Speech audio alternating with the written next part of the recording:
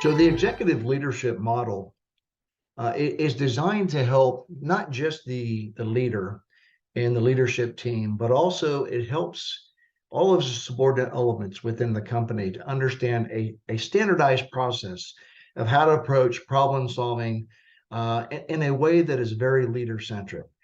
The understand, visualize, describe, direct, lead, and assess model. It's linear on the page, but it is cyclic in the way it is used. The beauty of it is that it gets at all three forms of learning. So here's the example. So as the leader, when I see an opportunity or when I see an issue or I perceive an oncoming problem with our company, I'm able to step back as the leader and use the intellect and the experience and the knowledge that I have and the information that's provided to me by my team to look at that opportunity, to truly understand the capabilities that we have, and is this an opportunity worth pursuing? So I need, as the leader, the manager, the CEO, whatever your position is, I needed to take the time to truly understand what is the opportunity, or better understand what is the problem.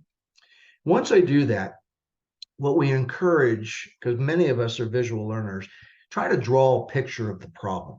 Visualize that problem in such a way that you can draw it on the dry erase board, even if it's just words. How do those words connect? How does that particular opportunity connect to what it is your business does? And how can you best leverage it? So map it out, if you would, in a visualization to help you further understand what it is that you're trying to do. And then off to the side, describe it. Again, getting at the ability for those who to visualize something, to understand the problem of the opportunity, talk about it by describing it to them, and then let them read about it by writing the words in the description of how you want to approach this problem.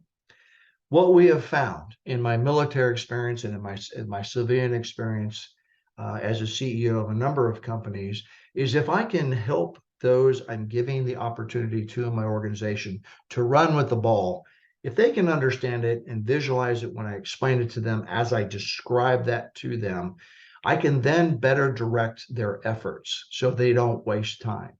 And so normally they'll go through that process themselves. I give them a couple of hours to look at this, come back to me and tell me what they think I told them. A back brief, if you would, or a short rehearsal of what they think the task is that you've given them. Once they take that, then's the time for you to direct what it is that you want them to do. And so they have buy-in as your subordinate. So you direct what you want them to do. They take off to go do the project or pursue the opportunity or solve the problem. But as a leader, you have a responsibility in step 5, which is to go out and lead, go see how it's going, go physically see it or have it brought back to you on a routine basis. Look at the problem. Did we actually understand it? Did we visualize and describe it right?